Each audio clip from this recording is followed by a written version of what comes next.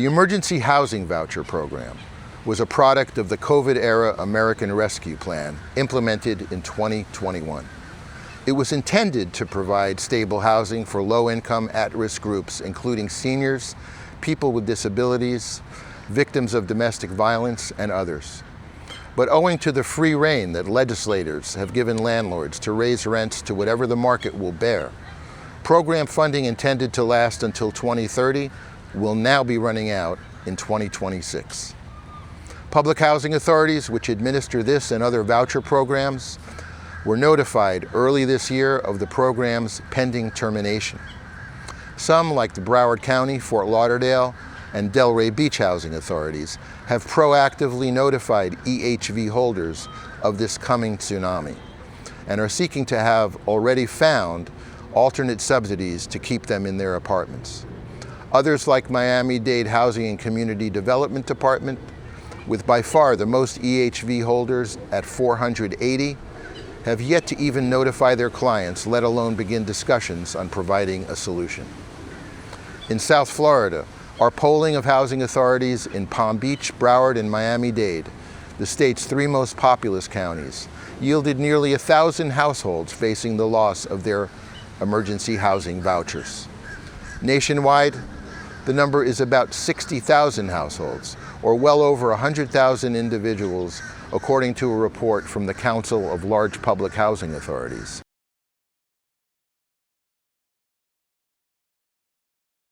This all speaks to the larger question of how the housing system in the U.S. came to rely on vouchers in the first place as its primary means to house low-income residents.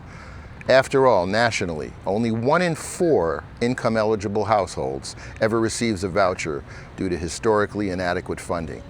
In major metropolitan areas, wait lists can remain closed for years, while some applicants have languished on Section 8 waiting lists for over a decade. Section 8 was the original voucher program, implemented over 50 years ago in the Nixon era.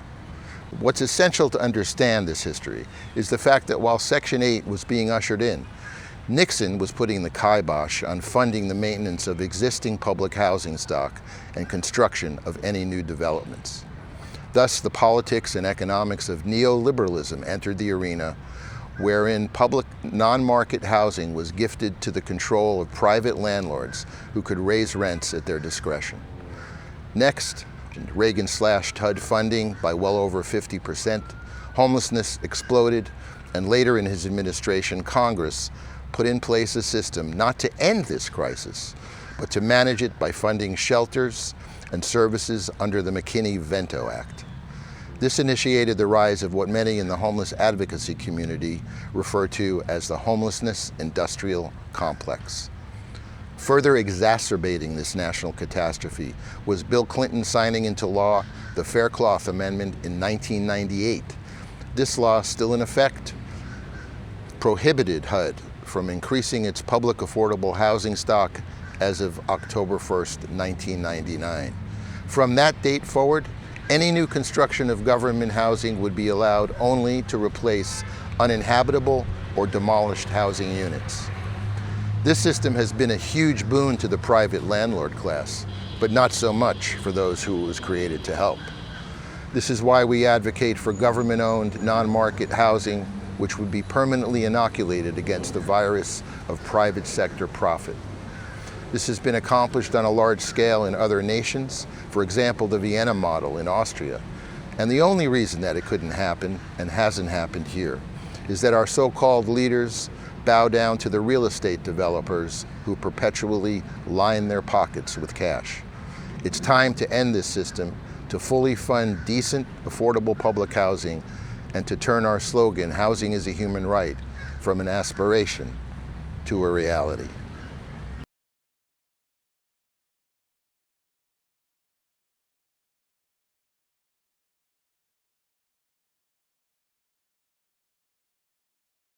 Well, 3 years ago, I was in a circumstance with domestic violence. So I was staying at a shelter.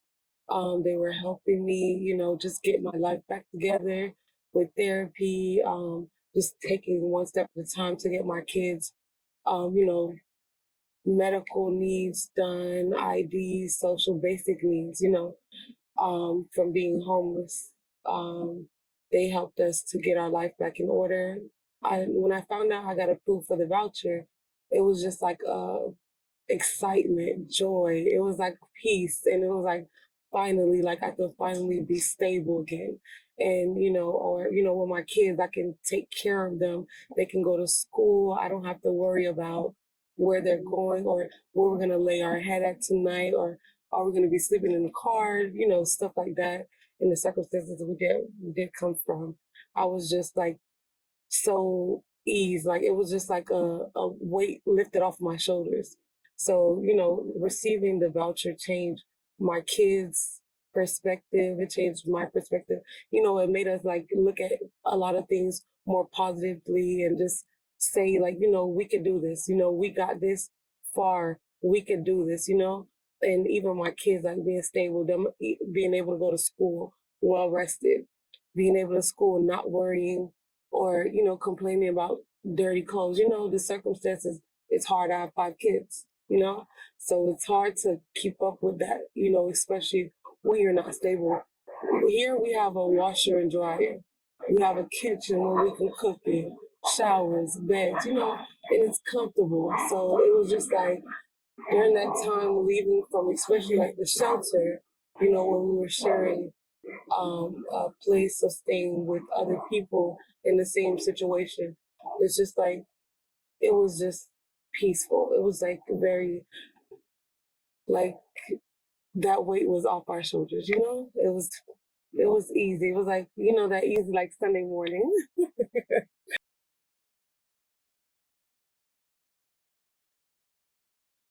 It'll be detrimental. It'll be like very devastating because setting up a plan now, trying to save money now, but money only lasts so long. Hotels are expensive. Kids are expensive. Emergencies happen. Even with the EBT food stamp shutdown, that's putting another hole in people's pockets to say, okay, we need to take funding out of here to put it for food for next month. So it's like, it's a lot. It's a lot. It's a hard pill to swallow. So they sent us a letter saying we should fill out a survey. So the survey had different checklists on there, and to see if you qualified. I did qualify for one of them, but I haven't heard back from anybody from Broward County Housing.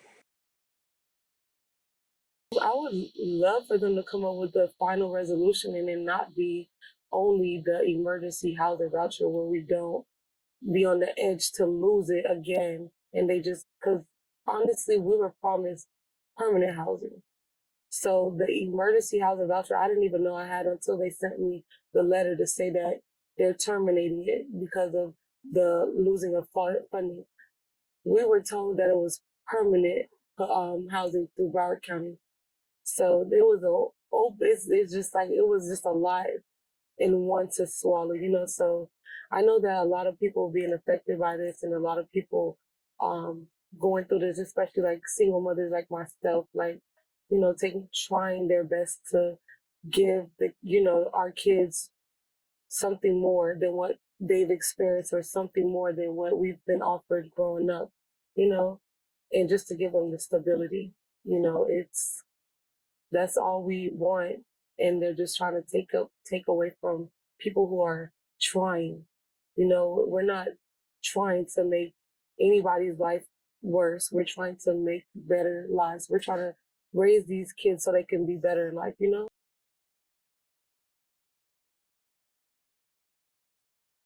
That seems so peaceful, but it seems unrealistic. In the world we live in today, it just seems like they want it to be hard. Like we just have to fight to live a peaceful life. So it's just like, that would be amazing. But the world we live in now, it's like all they want to do is take, and make it harder for us to live. It's already expensive.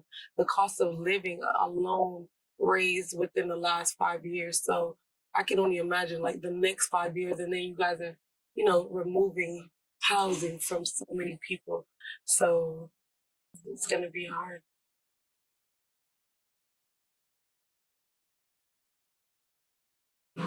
Christmas, the first year we were here for Christmas, because we didn't have that much furniture as we have now, but we had a Christmas tree full of stuff. So like that they all had like their basic stuff, like the bed, TV, stuff like that in their room, but it wasn't as much furniture like within the house. So them like just being able to wake up and smile and like I'm happy. It was the first year too, so we moved in here in July. So, it was closer to the holidays. School time started, then we were hitting the holidays. So it was like within a couple months of moving in. And they were just like so excited because they were like, I don't remember having a Christmas like this in any other house. And, I was able to get them stuff. Even the church, when we first moved here, the church brought them stuff here. They were like, welcome to the neighborhood. We see you move in. And they brought my kids like a big box of toys. It was a big box full of toys. Um, Even gave us a turkey. And, it was just the first Christmas here. It was just like warming. And that just made us settle in so much easier. And it was like, okay, this is our home now.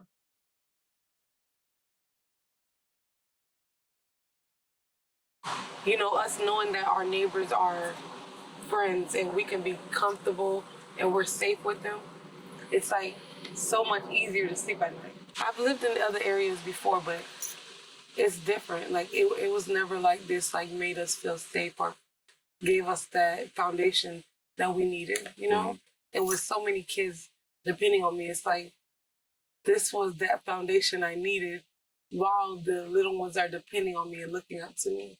So it's kind of like a slap in the face, the little situation.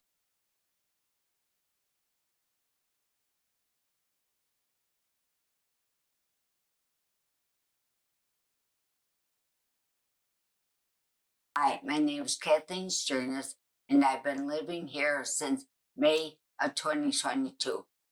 I received a letter from Broward Housing that my temporary voucher is ending May of 2026. I really don't know what I'm going to do. I'm petrified to being on the streets. I've been on the streets for a while, and it's not a place for anybody to live. I've been through a lot of different things, and being homeless is one of them.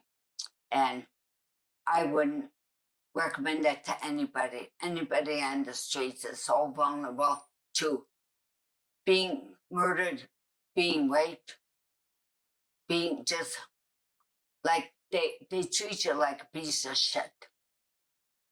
I experienced that in Fort Lauderdale, and I experienced it in Hollywood. Hollywood is worse than Fort Lauderdale. My comments only. And I love my apartment. I'm so happy here. I have everything that I could imagine. This is like a dream come true. And I hope this continues because I really don't know where to go. I really don't know where to start.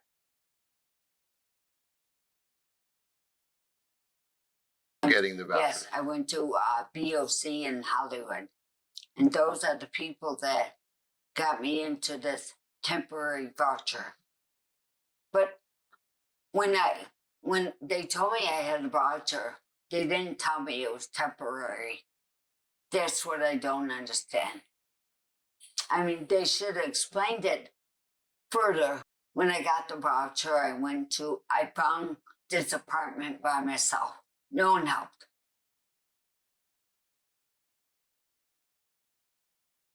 I didn't have any furniture. I slept on the floor. Yeah, it was like, oh my God, I finally got a home, a place that I could call home.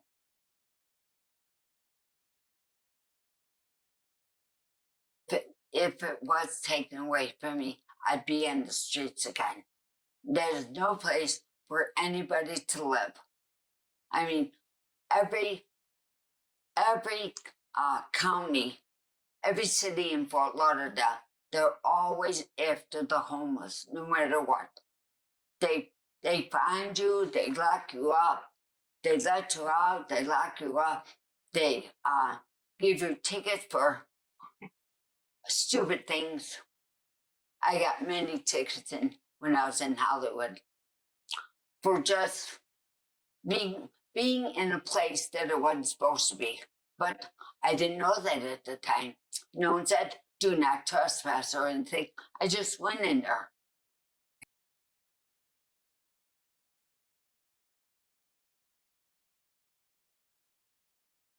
No, not at all. I would continue on the same path, drinking and drinking. That's what to do. It'll be a year and a half. Yes, May of last year. And I did it on my own. People said, you can't do it on your own. I said, watch me. I made my decision the night before. I said, tomorrow when I wake up, no more drinking. And it worked. Positive attitude.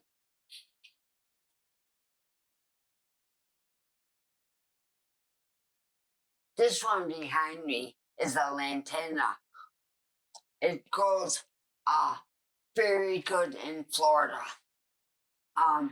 This is a basil. Doesn't look too good, but it'll be better. There's rosemary back there, big one. And then I have hot peppers over there. I had cucumbers over there, but cucumbers they're not heat tolerant to Florida, so they die. And these are my tomato plants, which I'm gonna transplant over the weekend. I had tomato plants out here. They were like this big. I got tomatoes. But the thing about growing tomatoes in Florida, you have to get the heat tolerant ones, because otherwise nothing survives.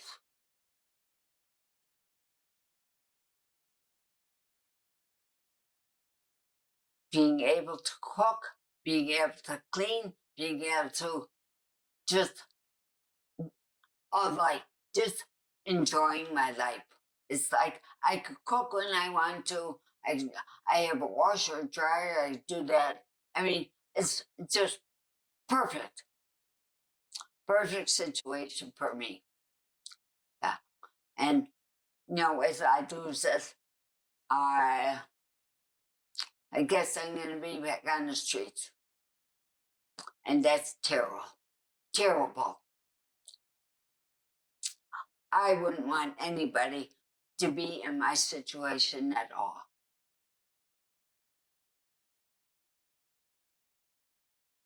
I would suggest taxing the billionaires again and stick to it, because they have money that they're not even going to spend. I mean, just give, have them pay taxes on what they have. What's wrong with that? We do. You do. Everybody does. But except the elite.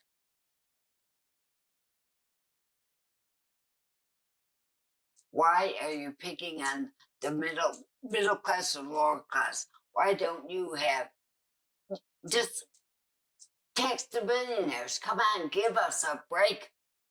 I mean, they have billions. We have nothing. Just give us a break.